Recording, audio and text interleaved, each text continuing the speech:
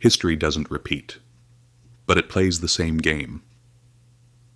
Every nation says our money is safe. Every government promises our word will last forever. But history proves the opposite, again and again.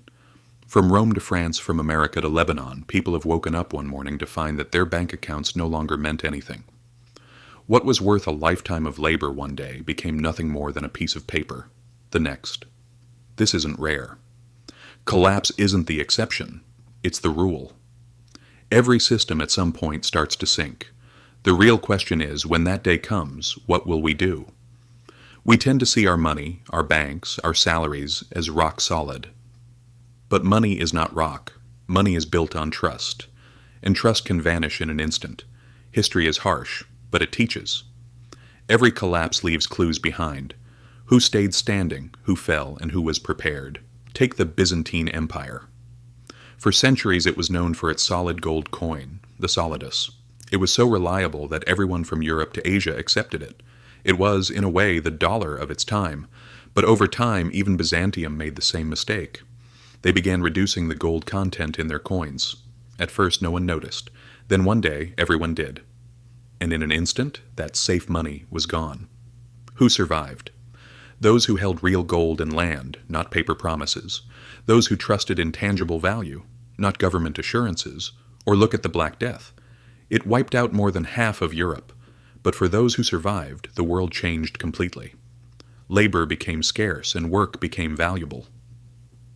Those with a bit of cash or skills suddenly had opportunity. Is that so different from today? During COVID, we saw the same thing. Supply chains broke, governments printed trillions, and those with assets, cash, property, investments, thrived.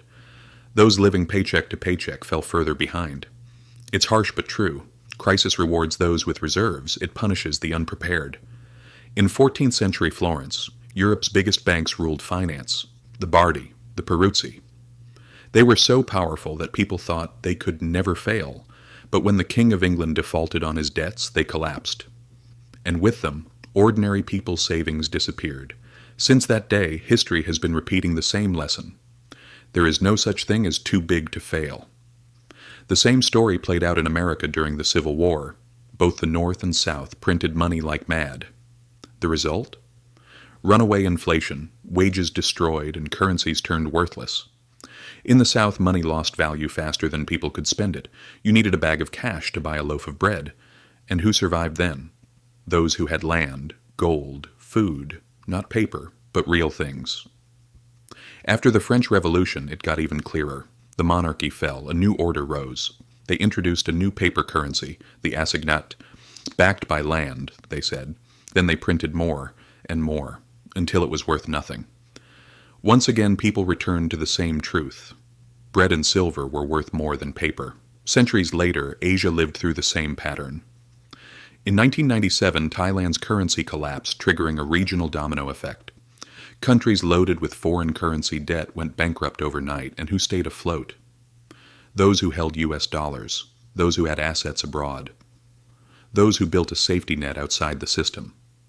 Once again, history whispered, if you borrow in another's currency, you give them control over your fate. Fast forward to Lebanon, 2019. One morning, banks simply announced, you can't withdraw money anymore. People lost access to their savings. 90% of their wealth evaporated. Lifelong savers woke up broke. And who survived? Those who kept wealth outside the banks. Those who owned gold or property. Those who quietly moved a portion abroad. It may sound distant, but what happened in Lebanon wasn't so different from what we saw in 2008, 2020, or even 2023 in the U.S. The system is fragile, and that fragility isn't their problem. It's the foundation of our lives.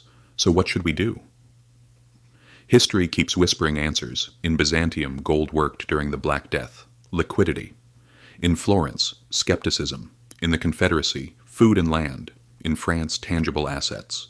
In Asia, staying out of debt. In Lebanon, moving before the banks close. The details change, but the message stays the same. True security isn't in paper. It's in the real. And maybe the most interesting truth of all, every collapse is also an opportunity. For the unprepared, it's disaster. For the prepared, it's the chance of a lifetime. After the Black Death, peasants became landowners. After 2008, those with cash bought homes for pennies. Crisis always destroys some and opens doors for others. But wealth isn't only what you own, it's also what you can do. Those who can bake, repair, produce, they survive every era. Money can lose meaning production never does. That's the real difference. Protection isn't just about saving what you have, it's about being able to create value. History tells us one thing clearly. Every crisis is a transfer of wealth, from the trusting to the prepared, from paper to reality. And yes, everything collapses eventually. When that day comes, will you hold empty promises or something truly valuable?